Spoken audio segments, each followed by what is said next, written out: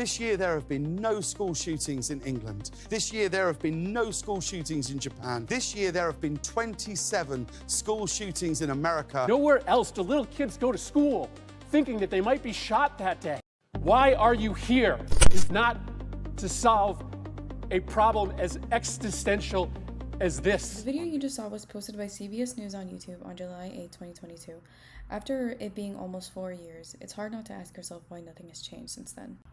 We often talk about politics in terms of wins and losses or red and blue, but those politics intersect with our schools and the stakes change completely. We're no longer talking about data points, we're talking about children's lives. Our group set out to investigate a difficult question. Does a state's political alignment really change the level of a risk a child faces when they walk into a classroom? By merging 13 years of incident reports with our election results and state laws, we looked for the patterns that might help us understand how to protect the next generation. As you can see here in our data processing, we combined 4 massive data sets. But you can't compare the number of shootings in a massive state like Texas to a small state like Rhode Island directly. It wouldn't be fair. So to fix this, we focused on per capita states. This is crucial because it allows us to see the frequency of these events relative to the number of children and families living there.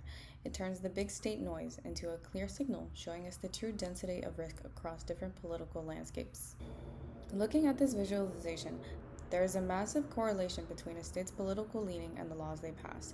Conservative-leaning states consistently show lower scores for a gun restriction. Notice how the data points cluster here. It shows that the political identity is a very strong predictor of how a state chooses to regulate firearms. And as we see in the second graph, those laws do have a general impact on safety. States with more restrictive gun laws generally see lower overall gun violence, but when we narrowed our focus specifically to schools and children, the topic became even more complex. As you can see from our final regression model here, our hypothesis was correct. There is a slightly positive correlation between conservative-leaning states and higher school shooting rates per capita. This suggests that the less restrictive gun laws often found in these states are a contributing factor to the violence children face at school. But while the link is there, it isn't the only thing happening. When we talk about children, we have to look at the variance, the gaps between the dots. For every state that fits the trend, there's another that doesn't. This tells us that while laws provide a framework for safety, they are not a magic shield.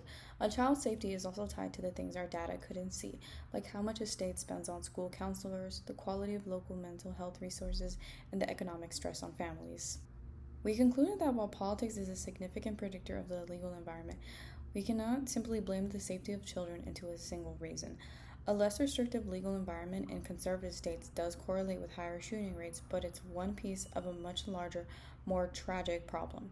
To truly protect our children, we need to look at the laws, but we also need to look at the socioeconomic conditions and psychological support systems in every state.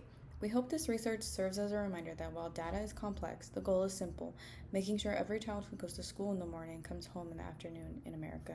Ultimately, the data can only take us so far. The numbers provide the map, but it is up to our elected officials to decide which direction we drive. It's up to the people in power to look at these correlations and decide if the current status quo is acceptable. Our research shows that while the reasons behind school shootings are complex, the responsibility to address them through better laws, better mental health funding, and better community support falls onto the shoulders of those we elect to lead us. This is Group 154. My group members are Jason Radovan, Perla Ramirez, Jason Pham, and I'm Catherine Pereira. Thank you for listening.